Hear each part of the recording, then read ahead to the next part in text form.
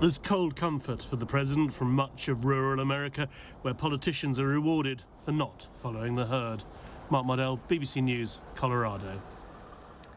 Well, from those blue skies in cold Colorado to the sunny skies of East Los Angeles, let's join the BBC's Alistair Leithhead, who is there for us. Alistair, what are they looking for there from President Obama tonight?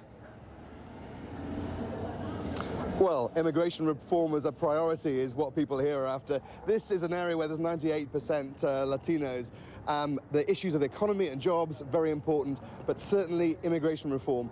President Obama promised it when he first came into office, and as far as people are concerned, he hasn't yet delivered. This could be the first chance, though, given the way politics are moving. One of the interesting issues within the immigration debate is that of those people who were brought here as children, illegally, and now have grown up as undocumented workers. And this is a big issue, and one that's affecting the guest we have this hour, Stephanie Solano. Now, you are 19 years old now. You came here age 6, is that right? Yes, that's correct. Now, at what point did you realise that your undocumented status as you were growing up was affecting you? The first time I realized it was in middle school. My teacher brought up this idea of like, oh, who wants to, there's a trip coming up to Europe, who wants to go, right? And I was like, oh, I do. And then bringing it back to my mom, she explained the whole thing. We're like, you can't go. This is the restraining that you have. If you go, you can't come back, right? And then high school as well. High school. In high school, when it comes to applying to school and just figuring out what I wanted to do with my life, there was a lot of limits, right? I realized how much limits I needed to go through in order to like fulfill what I wanted to do. Now, you got the grades. You would have been able to go to the University of California if you had had papers which would allow you to have a grant to be able to go to college, but you couldn't do that. Yeah, when I applied for when I was applying to colleges, the California Dream Act didn't exist, right? So we didn't have any aid to any way to have financial status. So what I did, I had the grades, I had everything, but what I needed to do is I needed to go to community college in order to afford it. I need to find scholarships, I need to do things the other students don't really have to worry about because they have the means to get financial aid for school. Yeah, like working. Now, the issue we've got here, we're talking about this DREAM Act. Now, this is something that's been brought in California, something you want to see brought in across the country, which allows for students who don't have documented papers to be able to have the funding to go to school here. So this is something that people are very interested in. What do you want to see President Obama do over the rest of his term in office? I think at this point, this is his second term, he doesn't much to lose. He can't be president again. So I definitely do expect him to really push for the policies he wants to see. And like you stated, that was one of his first promises. He's going to promise comprehensive reform, right? So that's what I want to see. I want it to be accessible. Yeah. I want it to be comprehensive and not forget about the workers. The students look really good on paper, but there's a lot of workers who've been cultivating the land, who've been making the clothes and everything like that. Stephanie, thank you very much indeed for your thoughts there. So that's what people are interested in here. Will immigration reform really be a priority on President Obama's list? Will it be high in the State of the Union address today? We'll see. Alistair, thanks for joining us from East Los Angeles.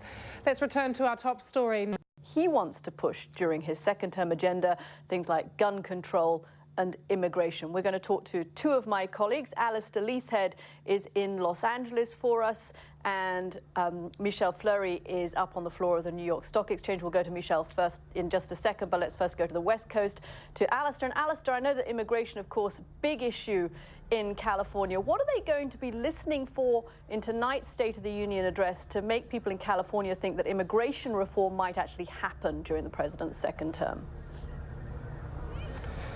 Yeah, immigration is a huge issue, particularly here in East Los Angeles. We've got to Mariachi Square here. We've been meeting a few people who organise the community to get their thoughts about what they think they'd like to hear President Obama say. And really, it's a commitment. The commitment that he initially made when he first came into office, that he wanted to bring a proper reform of the immigration situation here in the country, where you've got 11 million people who are undocumented, and the impact that has on the way they go about their lives and how they do things. They really want to see that. Now, they've been welcoming the moves that President Obama has been making, and indeed a bipartisan Senate proposal that was made just 10 days ago that suggests that now perhaps the time might be right for proper immigration reform. The Republicans suffered so badly in the election in the Hispanic community, getting not even a quarter of the votes, that now that despite concerns of the conservative elements, the time could be right for this kind of reform to go through.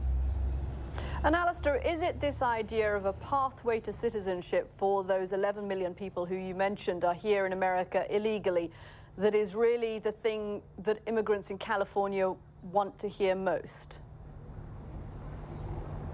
They want to hear that. They want to hear some form of amnesty, not just for the young, but for the old as well. Of course, the DREAM Act, this is an act that has been proposed nationwide, but has come into a certain extent in California, which is very important. This concerns those children who came here as babies, who have grown up essentially becoming Americans, and now hit certain positions like at high school when they can't get into college or university because they are not classified as citizens, because they can't leave the country, because if they do, they won't be allowed back in again. I've spoken to some people who've talked about that, and they say, well, it's not just us, it's our parents as well. We've been brought up as good people by good people. We want the government to recognize that and to allow us to stay here as citizens. Of course, America was built on immigrants. And so there are various elements within this, not just in the sort of lower skilled workforce, but also in those people who want to come in and who have degrees in science, in maths, technology, the kinds of thing that America is lacking and America needs. These are all what they'd like to see in a comprehensive bill that tackles all these issues to reform the broken immigration process as far as they see it. Okay, it is always the paradox of America, a country built on immigrants, as you say, having to tackle with this issue of immigration reform. Alistair Leithhead there for us in Los Angeles. Thanks, Alistair. Let's go now to the floor of the New York Stock Exchange, because, Michelle, my understanding... But what I think people don't know is that for the past 100 years, in the turn of the century, East Los Angeles was the Ellis Island of the West Coast. So we had, you know, large Russian population. We had Jewish folks living here. We had Japanese communities living here. And then really things started to shift after World War II. And then you just really started to see a shift to more Mexican immigrants because of factory jobs and sort of what LA was producing for the war. A lot of folks. So what is it that people really care about here? What are the key points? I think in East Los Angeles today, it's really three things. It's education, right, for the young people. It's immigration, definitely on everybody's mind. And the third thing would be healthcare. Would be the three main topics that people really care about in our neighborhood. Now, tell me about your hopes from immigration reform. We're at the position now where, you know, even 3 months ago, it didn't seem likely, but the political movements have been changing to the extent that it could be possible to get immigration reform. No, I think it's not only possible, it's going to happen, right? It's not if it's going to happen, it's when it's going to happen. I think one is what I expect Obama today in the State of the Union address is really to make immigration one of his top 3 priorities in his administration, right? What I want him to do is I would want him to stop deportations, to have a moratorium on deportations as a sincere and honest way to talk about immigration reform. You can't talk about immigration reform while deporting the same people that you're talking about sort of supporting. And number 3, what I would hope for Obama to do is really provide a pathway to citizenship for the 11 million undocumented people and families who live here, who work here, who go to school here, who provide for this economy. And if we really want to boost the economy in the United States, how about providing 11 million undocumented people with a way to drive, to work, to pay taxes, and to support the economy of the United States so they feel an ownership for the destiny of our country here, because they live here and have families here. Hector Flores, thanks very much. I mean, the key thing, I think, from what Hector was saying there, you know, is this idea of wanting the change to come. And it's been a political hot potato, but the Republicans did so badly in the election, in the Hispanic vote, getting less than a quarter, that now there is this sense of some kind of progress towards making widespread immigration possible, reform of the system. President Obama's got suggestions. A Senate bipartisan group with some key Republicans in is doing a similar thing. So the hope here is that those thoughts and those words will be what President Obama will include and put emphasis on in his State of the Union address later. Alistair, thanks for joining us from East Los Angeles. We have actually heard about one bit of detail already that will be in President Obama's speech, and that is the plan for the drawdown of US troops from Afghanistan. White House sources say the president will announce that 34,000 troops will be home from Afghanistan within a year, and that's around half the total. The British Army are also pulling out of the country, and a group of its Afghan interpreters are campaigning for the right to asylum here in the UK. Jonathan Beale reports. Abdul shows me the death threats he's received from the Taliban. This was the call that I have received last night and I translated. Calling you an infidel spy. President Obama wants his annual State of the Union speech to be about the issue that most concerns Americans: economic growth and jobs. We're told he's likely to announce a dramatic cut to the numbers of US troops in Afghanistan. He also intends to talk about a sweeping reduction in the number of US nuclear warheads, a contribution to his express vision of a nuclear-free world. And North Korea's nuclear test has pushed that aim further out of reach, which means there may well be some last-minute rewriting going on. But one thing we do know about is that immigration reform should be a part of this. We're going to talk to two of our correspondents, Alistair Leithhead's in East LA for us, and Michelle Fleury in New York. Alistair, first, immigration, I guess, is one of the big issues where you are. It certainly is one of the big issues here. We've been spending a little bit of time here in East Los Angeles, which has a majority Hispanic population, meeting some of the people here, talking about the issues facing immigration reform. President Obama came in promising that that reform would come. It hasn't as yet, but now with the Republicans doing so badly in the election with the Hispanic voters, getting less than a quarter of the votes altogether, the suggestion is that the time might be right for him to push that and for a bipartisan agreement to be made on immigration reform. Well, the latest person we're going to talk to, Lydia Ayala. Now, you've got an interesting case to tell us about here, a very sad one, it must be said. You're a US citizen, and your husband is not.